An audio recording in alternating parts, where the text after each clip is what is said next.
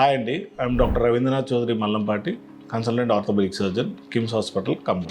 మనం sports injuries అన్నప్పుడు ఒక మోకాలే కాదు, కామన్గా మనకి మెడుమ్ కానీ లేకపోతే ఎల్బో జాయింట్లో కానీ షోల్డర్ జాయింట్స్లో కానీ కామన్ స్పోర్ట్స్ ఇంజరీస్ జరిగేది మనకంతా మోకాలు, shoulder. 4 muscle tears commonly happen like supraspinatus, infraspinatus and subscapularis, sometimes biceps tear కూడా కావచ్చు. దాంతోపాటు మనకి బ్యాంకార్డ్స్ అంటాం. బ్యాంకార్డ్స్ అంటే ఇక్కడ లేబ్రమ్ టియర్స్ ఉంది, ఫ్రంట్ ఆఫ్ ది జాయింట్. కొంతమందికి ఈ క్రికెటర్స్ కానీ బౌలింగ్ చేసే వాళ్ళకి, బ్యాట్స్మెన్స్ కానీ షోల్డర్ జాయింట్ లైక్ రోహిత్ శర్మకు ఉన్నట్టు రికరెంట్ షోల్డర్ డిస్లొకేషన్స్ అవుతాయి అనమాట. అంటే లాబరల్ టేర్స్ వల్ల ఏదైతే బాల్ ఇంకా సాకెట్ జాయింట్లో ఉండాల్సింది అక్కడ టేర్ అయితే సపోర్ట్ లేకపోవడం వల్ల షోల్డర్ జాయింట్ అనేది మనకి ముందుకు వస్తుంది ఇట్లా. So those are called Bankart lesion and Hill సాక్స్ లీజన్ అంటాం దాంట్లో. సో మోస్ట్లీ ఈ టియర్స్ ప్రకారం వస్తే సూప్రాస్పైనటస్ ఏం చేస్తుంది అనేది మనం మాట్లాడుకుందాం. So main power house of the joint అనమాట ఇది షోల్డర్ జాయింట్. లైక్ ఏం చేస్తుందంటే సూప్రాస్పైనటస్ షోల్డర్ జాయింట్ని పైకి ఎత్తడానికి మనకి తోడ్పడుతుంది.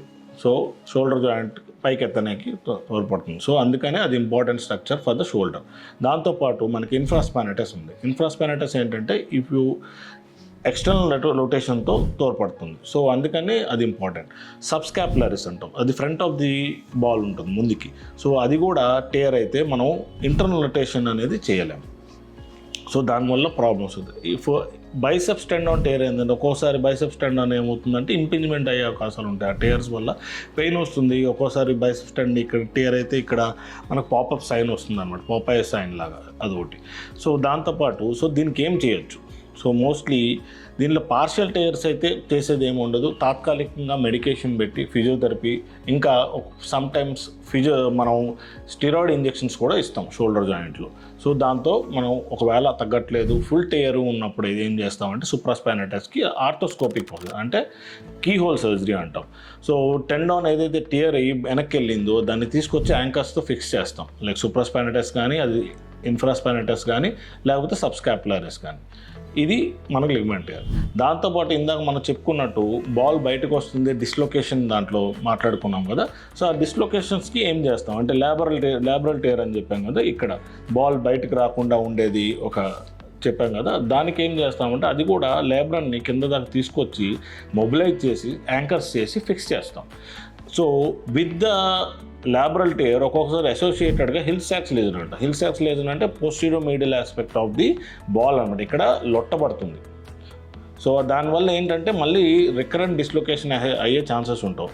సో దానికి మనం ఏం ప్రొసీజర్ చేస్తామంటే back of the posterior capsule ఇంకా ఇన్ఫ్రాస్పైనటస్ తీసుకొచ్చి యాంకర్తో ఫిక్స్ చేసి మన ఏదైతే డిఫెక్ట్ ఉందో బాల్లో దాన్ని మనం కవర్ చేస్తున్నాం. సో దట్ 2 ప్రొసీజర్లు అనమాట. అంటే బ్యాంకార్డ్స్ రిపేర్ కమ్ రెప్లిసార్జ్ చేసినప్పుడు ఏంటంటే డిస్లొకేషన్ ఛాన్సెస్ అంటే బాల్ బయటకు రావడం అంటే షోల్డర్ తొలగడం అనేది తగ్గుతుంది మనకి. అందరూ స్పోర్ట్స్ ఇంజరీస్లో కీ హోల్ సర్జరీస్ అంటే మనం రికవరీ టైము ఇంకా పెయిన్ ఎక్కువ ఉంటుంది, లేకపోతే ఇన్పేషెంట్గా ఉండడం అంటే అడ్మిషన్లో ఎక్కువ ఉండాల్సి వస్తుందేమో అనుకుంటారు.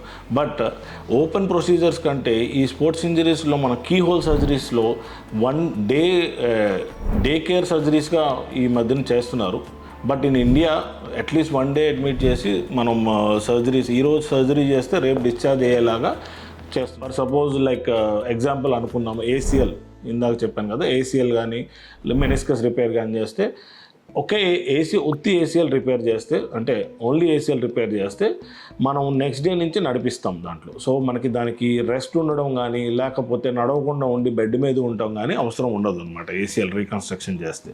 అదే మెనిస్కస్ రిపేర్ చేస్తే మాత్రం, ఎందుకంటే అది రిపేర్ చేస్తాం కాబట్టి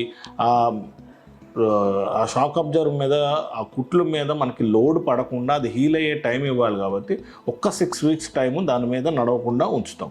బట్ బెడ్ రెస్ట్ అయితే ఏమి ఉండదు. నెక్స్ట్ డే నుంచి వేరే కాళ్ళ మీద బరువు పెట్టి నడవచ్చు. దానికి ఒక బ్రేస్ ఇస్తాం ప్రొటెక్టివ్గా. So completely this is a painless procedure and you can discharge by 1 day. Same coming to the shoulder also, like ఇందాక చెప్పినట్టు సూప్రాస్పైనటస్ టియర్ కానీ లేకపోతే ఇన్ఫ్రాస్పైనటస్ టియర్ కానీ లేకపోతే బ్యాంకార్డ్స్ ప్రొసీజర్ చెప్పాను కదా, బాల్ తొలిగితే చేసేదానికి, దీనికి కూడా these are also 1 day procedure అన్నమాట. ఈరోజు చేస్తే నెక్స్ట్ డే డిశ్చార్జ్ చేస్తాం. But for shoulder procedures at least it takes 6 weeks rest అనమాట. లైక్ అప్పటిదాకా ఫిజియోథెరపీ చేస్తాం, బట్ రేంజ్ ఆఫ్ మోషన్ మాత్రం స్టార్ట్ చేయము. ఆఫ్టర్ 6 weeks హీలింగ్ టైం ఇచ్చి then we start for procedure. So మీరు దీంట్లో భయపడే ప్రొసీజర్లు అయితే ఏమేం కాదు. So everybody can get it done. Surgery చేయకపోతేనే దీనికి మన కాంప్లికేషన్స్ ఎక్కువ. లైక్ షోల్డర్ జాయింట్కి బ్యాంకర్స్ కానీ లేకపోతే సూప్రాస్పైనటస్ ఇవన్నీ చేయకపోతే ఏమవుతుందంటే ఆర్థరైటిస్ త్వరగా వచ్చే అవకాశం ఉంది. Same like ACL meniscus tears మనం చేయకపోతే త్వరగా ఆర్థరైటిస్ వచ్చే అవకాశాలు ఉన్నాయి. కాబట్టి సో ఈ ప్రొసీజర్స్ చేయడం అనేది, ఈ స్పోర్ట్స్ ఇంజరీస్ అనేది ఖచ్చితంగా చేయాల్సిన సర్జరీ.